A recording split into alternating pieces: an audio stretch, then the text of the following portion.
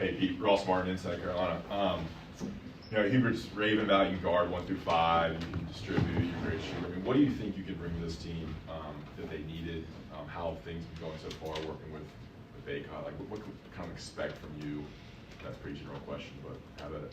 Yeah, I think, like I've said before, I think I just am going to try to be a real versatile player. I know I'm coming into a really good team with some really, really talented players and really good guys. So I think just coming in and figuring out where I fit in, whether that be floor spacing or getting rebounds or guarding 1 through 5, Coach Davis said, like just trying to be versatile in whatever this team needs.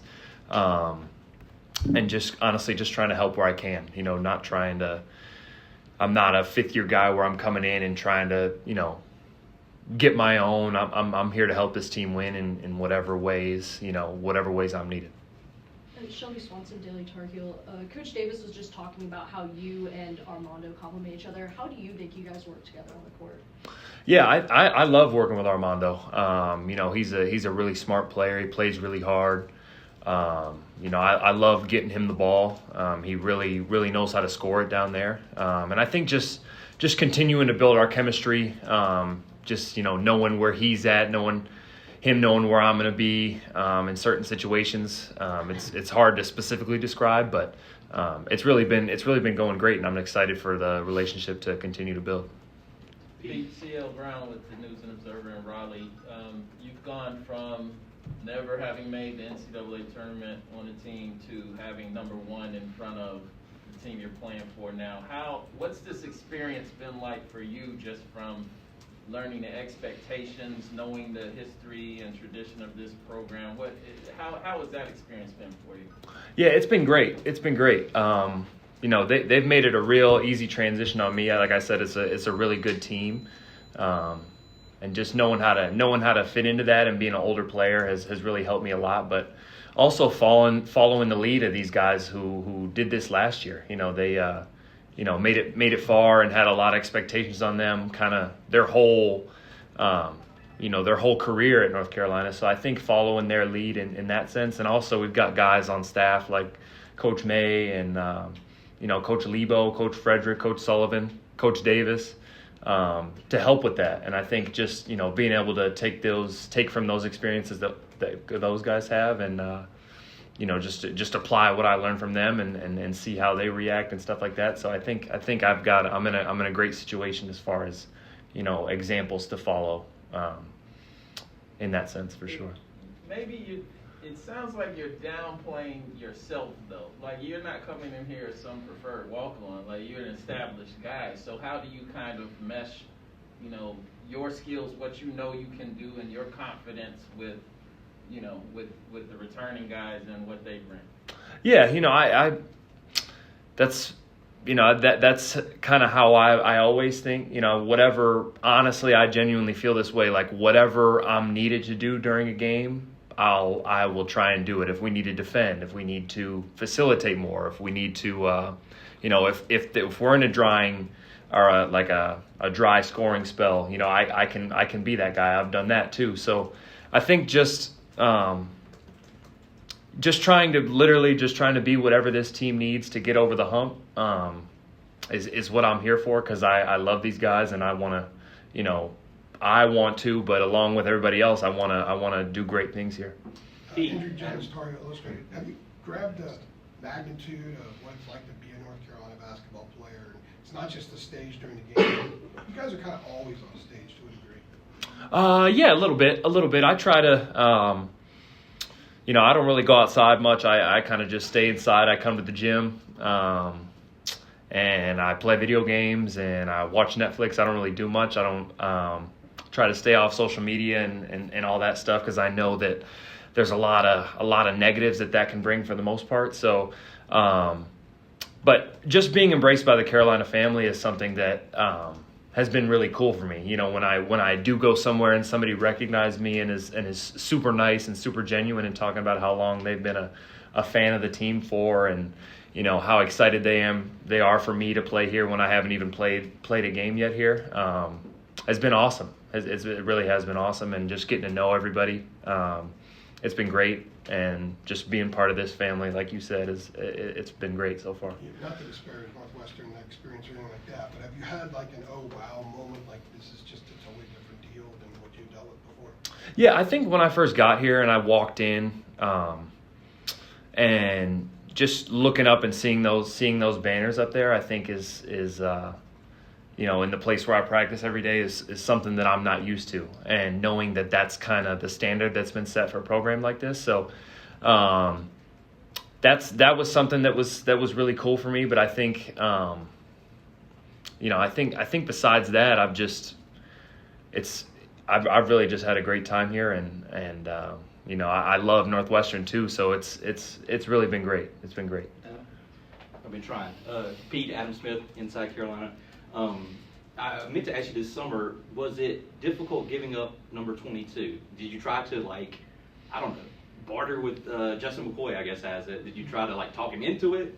Was there any deals you tried to cut? What was that whole process like? Because obviously not wearing it. Yeah, I tried to talk him out of it. It is a number that we had both been wearing kind of our whole lives.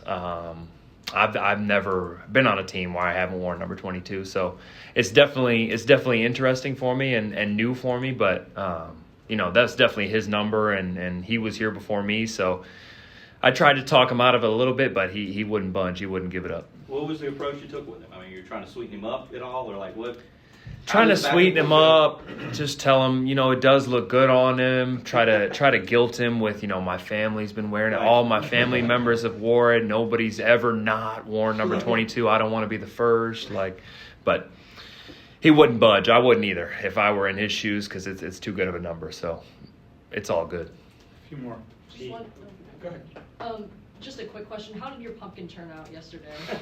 Our pumpkin was great. It was our group, me, Caleb, and Bo, May. I think everybody kind of went with the basic, kind of made the Minion, made the Mike Wazowski Monsters Inc. character, but we went with the traditional, just jack-o'-lantern. I thought ours was the scariest, but the judges thought otherwise, I guess, so we ended up coming in third. But it is what it is. You can't win them all. I'm interjecting. What's a minion? I'm sorry. A minion? You don't know what that is? No, I need help Oh here. my gosh. Despicable Me, little I don't get little out much. yellow characters. Yeah. Brandon? It'd be Brendan Marks from The Athletic. In the time since you've been here, obviously Coach Davis said you guys had a couple calls before you got here, but what have you learned about him and his coaching style since you've been here? And how does he interact with you? How do you interact with him? What does that look like on a day-to-day basis? Yeah, he's been great ever since I got here. Just everything that he told me, about my role and things like that, things that they're going to need from me has come true so far, and that is something that I feel like not a lot of players coming out of high school and stuff like that will find.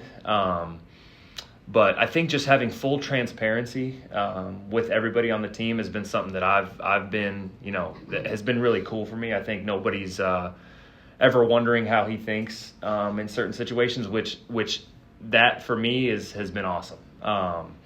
Just interacting with him every day. I think we, just have little side jokes here and there, but also picking his brain because he's a great basketball mind and just talking to him about different things. I've loved playing under him as far as I've been here, and I know I will continue to do so going forward. Time for one last quick question, please. Pete, when you were transferring, you go on the photo wire to find a photo of you. You're guarding Kofi Cockburn, you're guarding Zach Edey at Purdue. All these are just monsters.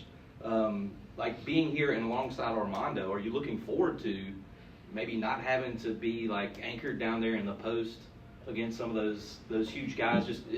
Does that a factor that appeals to you, playing the 4 maybe more than playing the 5? Yeah, I think so. I think I definitely have the capability to play the 5. I showed that at Northwestern, and definitely the Big Ten has some monsters and the guys that you named, but being able to have a National Player of the Year caliber player on my team and being able to work with somebody like him and alongside him at the 4 is something I'm definitely excited about, and to be able to showcase that part of my game as well. Last one in the back. RTD Sports Extra. I was just wondering, like, what was the draw to come to UNC over other top programs? I think one thing that, while I had a bunch of conversations with the coaches on the phone before I took my visit, and obviously watching all last year, super talented team, and we obviously know what this team was capable of. Being able to watch in the tournament, stuff like that. But getting down here and seeing the combination of talent and character was something that was super cool for me. I think it's not something you find everywhere. And just the Carolina family, like you mentioned earlier, is it's not something that's everywhere. So I think to be only be able to spend 1 year somewhere, I think that this meets all those thresholds, and I couldn't have picked a better spot. Pete, thank you very much. Appreciate everybody. Thank Thanks, you. Pete.